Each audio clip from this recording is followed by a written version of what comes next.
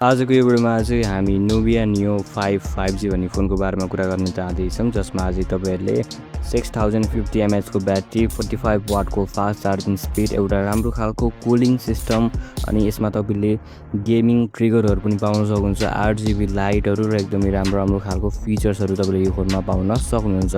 So आजको यो भिडियोमा आज हामी यही फोनको बारेमा कुरा गर्न चाहँदैछौँ। सो यदि तपाईहरु चाहिँ नेपालमा एउटा राम्रो खालको गेमिङ स्मार्टफोन किन्ने सोचिराख्नु भएको छ भने आजको यो भिडियोलाई चाहिँ लास्टसम्म हेर्नु होला।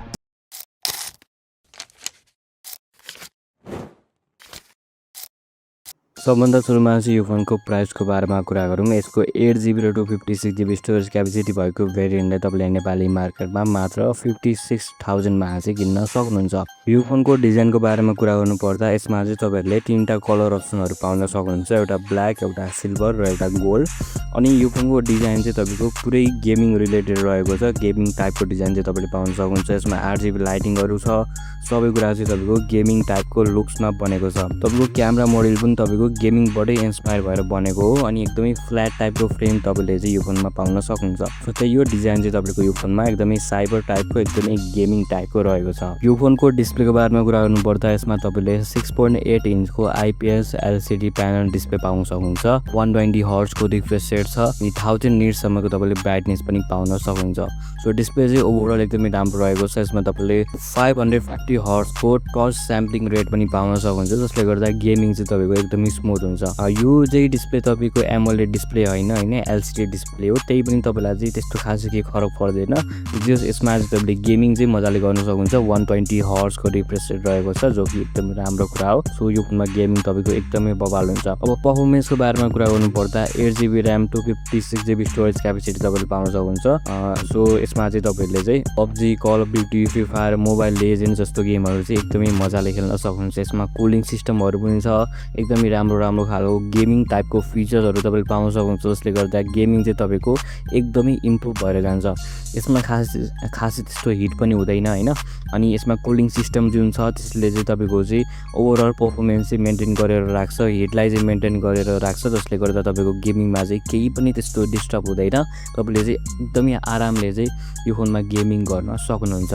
अब यो फोनको क्यामेराको बारेमा कुरा गर्नु पर्दा 50 मेगापिक्सलको मेन क्यामेरा, 2 मेगापिक्सलको डेप्थ सेन्सर र 16 मेगापिक्सलको सेल्फी क्यामेरा तपाईले पाउन सक्नुहुन्छ। अब यो फोन चाहिँ तपाईको गेमिङ फोन रहेको हुनाले चाहिँ यसमा क्यामेरा खासै त्यस्तो राम्रो छैन, त्यही पनि यदि तपाईले चाहिँ लाइटिङ म्यानेज गर्न सक्नुभयो भने फोटोहरु चाहिँ राम्रै आउँछ। तपाईको फोटो भिडियोहरु चाहिँ त्यस्तो नराम्रो आउँदैन। लाइटिङ म्यानेज गरेपछि तपाईको सोशल मिडियामा अपलोड गर्ने लायक टाइपको फोटोजहरु चाहिँ तपाईले मजाले खिच्न सक्नुहुन्छ। अब यो फोनको ब्याट्रीको बारेमा कुरा गर्नु पर्दा यसमा चाहिँ तपाईले एकदमै राम्रो खालको ब्याट्री पाउन सक्नुहुन्छ। 6050 mAh को ब्याट्री तपाईले पाउन सक्नुहुन्छ, जो कि एकदमै राम्रो कुरा हो। प्लस यसमा चाहिँ तपाईले 45 वाटको फास्ट चार्जिङ स्पिड पनि पाउन सक्नुहुन्छ, जो कि अझै राम्रो कुरा हो। सो यसमा चाहिँ तपाईले चाहिँ नन स्टप 15 घण्टासम्म कन्टिन्यू गेमिङ गर्न सक्नुहुन्छ, जो कि फेरि पनि अझै एउटा दामी कुरा हो। ओभरअल यसमा तपाईले युट्युबहरु, सोशल मिडियाहरु, गेमिङ, नेटफ्लिक्सको शोहरु, सिरिजहरु एकदमै मजाले केही पनि त्यस्तो नआत्तिकिन, चार्जिङको टेन्सन नलिकन मजाले हेर्न सक्नुहुन्छ। ब्याट्री पनि एकदमै ठुलो रहेको छ, प्लस चार्जिङ स्पिड पनि तपाईको एकदमै राम्रो रहेको छ।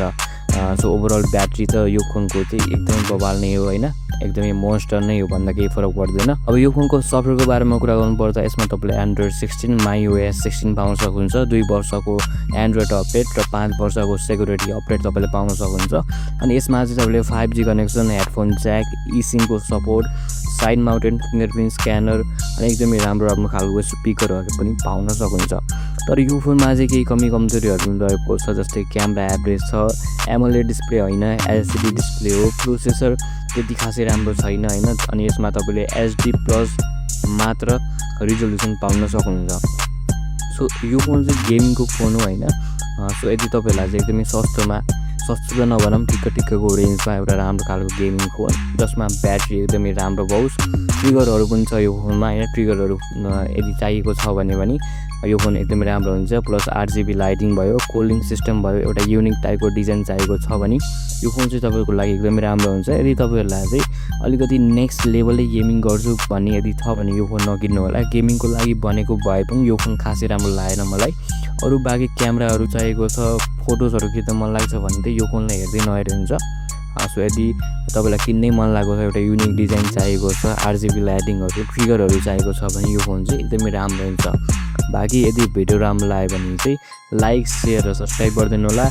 I will see you in the next video.